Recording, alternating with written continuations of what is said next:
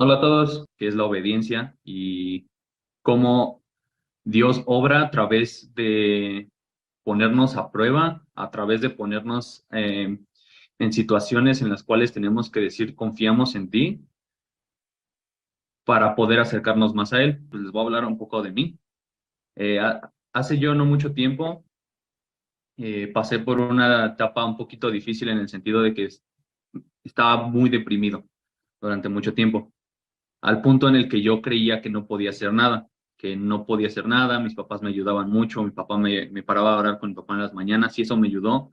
Mi mamá me marcaba para poder yo leer la Biblia con ella y eso me ha estado ayudando. Gracias a Dios yo puedo decir que por el poder de la palabra de Dios, no por mis fuerzas, sino por la misericordia de Dios que tiene sobre mi vida, soy libre de ese mal, de esa mentira del diablo, porque al final de cuentas es una mentira del diablo, porque muchas veces, al menos en mi caso, esa depresión venía por temas de tú no eres suficiente, las otras personas están logrando más que tú, jamás vas a poder llegar a ser tan bueno como quieres ser, no le estás fallando a Dios, etcétera, etcétera. Y en especial quiero hablarles de que el amor no es un sentimiento, sino una decisión, es obedecer. Yo malinterpretaba el amor de Dios y le decía a Dios, le oraba y oraba y le decía, es que yo quiero amarte y quiero sentir ese amor, pero ese era mi error. Y me acuerdo mucho de esta palabra en Mateo, cuando los fariseos le dicen, cuando Jesús le dice a los fariseos, ustedes cerráis en las palabras de Dios porque no conocen el poder de su amor, no conocen el poder verdadero de Dios. Esto se los dice respondiendo a una prueba que le ponen ellos, donde le preguntan si un hombre, si siete hombres que se casan con una mujer, ¿de quién va a ser mujer ella en la resurrección? Y él les dice, ustedes cerráis en las escrituras porque no conocen el poder de Dios. Y me hizo entender que el amor de Dios jamás lo vamos a entender, y si pudiéramos sentir el amor de Dios o sería igual que ver su presencia, y al ver su presencia nadie jamás ha visto su rostro. Y si vemos su rostro, moriríamos por la santidad y por el amor o sea, el amor de Dios. Es algo que en toda la historia de la humanidad jamás vamos a poder llegar a entender, ni siquiera una fracción. Lo que podemos hacer es obedecer. Y yo entendí que no se tiene eh, no se tiene que sentir. Yo estaba errando en las escrituras porque yo le pedía a Dios sentir cuando en realidad lo que yo tenía que hacer era obedecer. Y una de las mentiras del diablo que me puso a mí, que me creí por mucho tiempo, fue que no podía dejar de ser la persona que él me había hecho creer que yo era, que no iba a poder salir de esa depresión, que no iba a poder salir de esto, que los malos hábitos, que el pecado que estaba recurriendo, no lo iba a poder dejar porque pues así soy yo, ¿no? Así soy como... Y aunque yo sabía, porque yo en mi corazón creo que la palabra de Dios nos hace libres y que nos limpia y que genuinamente Dios tiene el poder, eso es lo que creía mi espíritu.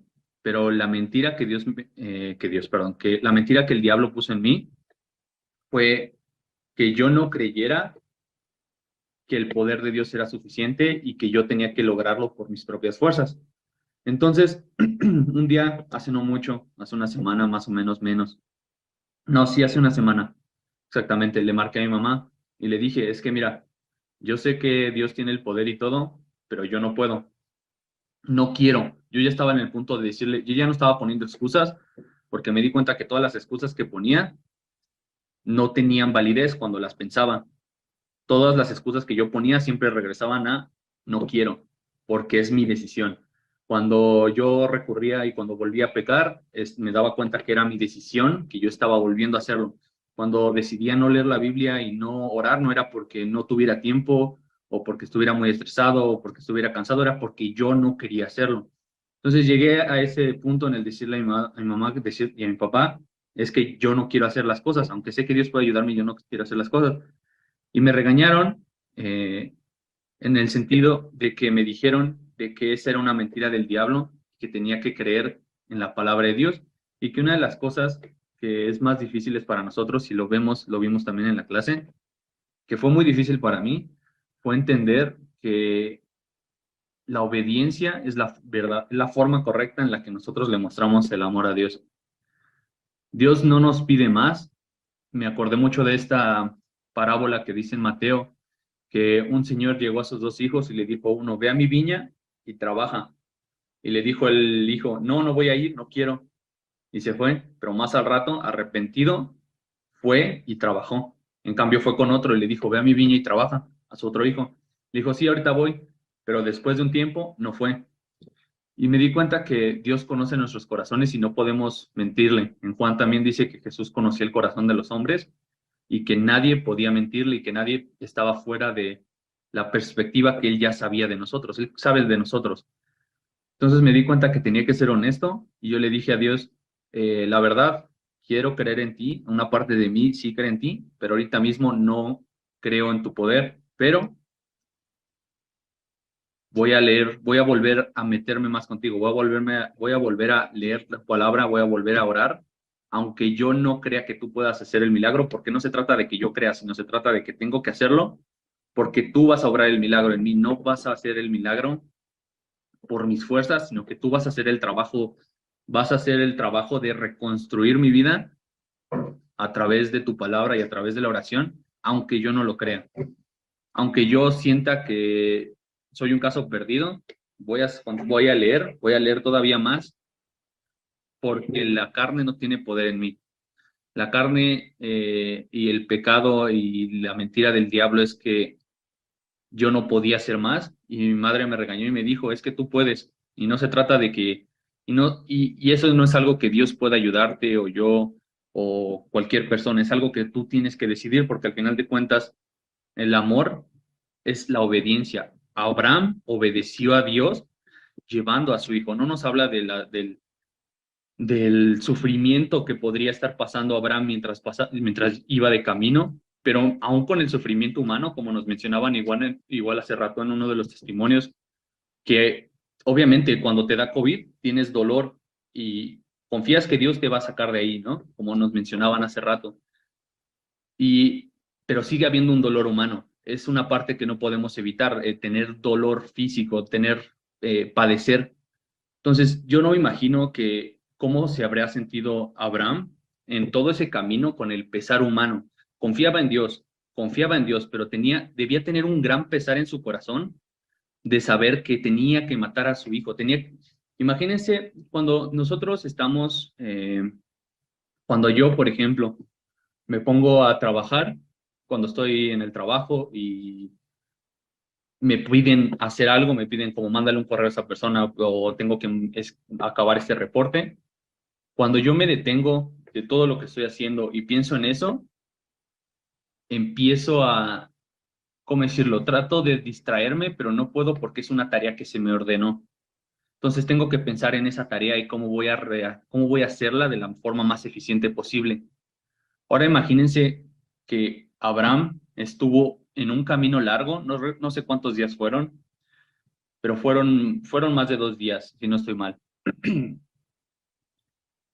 Más de 2 días solo con su hijo y los siervos, pensando en que tenía que sacrificar a su hijo. Tenía que pensar, estaba pensando en cómo lo iba a hacer.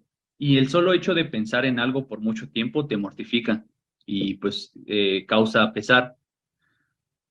Entonces, podemos ver, el caso de Abraham es un caso muy extremo, ¿no? Pero tampoco podemos eh, decir que Dios no va a hacer lo mismo con nosotros, lo hace a nuestra manera, cada persona es diferente. Algo que a mí me molesta mucho, y se lo digo a Dios, es que cuando yo salgo a la calle, salgo a comprar al Oxxo o voy a cualquier lugar, de repente volteo y veo una persona y Dios me hace sentir, o sea, se siente directamente en el corazón, tienes que hablarle a Él, háblale de Jesús. Y me enojo y le digo, no, estás mal, yo no voy a hablarle a esta persona, esto está mal, pero hay un pesar por parte de Dios que quiere que lo obedezcamos. Y no se trata de que yo quiera, no se trata de que yo me sienta bien, de que yo me sienta incluso peor, sino se trata de que yo tengo que ir y hablar a esa persona. Y voy y hablo con la persona, le hablo de Dios, les pregunto si quieren hacer una oración. La mayoría me dice que no, pero al menos ya tienen la semilla de Jesús, ya tienen la semilla de que les habló alguien. La lucha se puede resumir, se puede llevar desde hablarle a una persona de Cristo hasta tener que sacrificar a tu propio hijo para demostrarle a Dios que lo amas. o doblegarte a ti mismo y mostrarte y dejar las excusas a un lado para mostrarle a Dios de que aunque tú creas o aunque tú digas que no tienes tiempo, sí hay tiempo para Dios y necesitamos hacer el tiempo. Si no existe genuinamente el tiempo, porque puedes estar trabajando jornadas muy largas, como nos mencionaban hace rato en uno de los testimonios, necesitamos hacer el tiempo. Jesús dice que se paraba muy de mañana, aún siendo muy oscuro en las madrugadas, se paraba en las... Esto lo he aprendido también de mi papá y de mi mamá, que ustedes lo vieron si estuvieron en el Congreso, ellos se paran de madrugada porque mi madre decía que una de las personas que igual les ayuda a orar tiene trabajo en las mañanas y no puede en las tardes por los hijos o por la familia, entonces tienen que pararse en la madrugada, tienen que hacer el esfuerzo de pararse en la mañana para poder tener el tiempo que necesitan tener con Dios. Y es algo que he estado aprendiendo. Yo, gracias a Dios, tengo el tiempo no, para no pararme temprano, aparte no me gusta pararme temprano. Pero si llego a no tener el tiempo, sé que aunque mi carne me diga que no, aunque no quiera, tengo que obedecer y obedecer, pues es difícil, pero es la forma en la que amamos a Dios. Eh, dice el profeta Salomón, el rey Salomón, que el hombre no puede encontrar gozo sino en el trabajo que tiene diario, sin preocuparse por las ganancias que tiene, sino que te enfoques en obedecer a Dios, en agradarle, en trabajar, en disfrutar a tu familia. Son las tres cosas en las que nos tenemos que enfocar y tenemos que disfrutar nuestro día a día, porque el dinero, los problemas, muchas veces le damos demasiado importancia.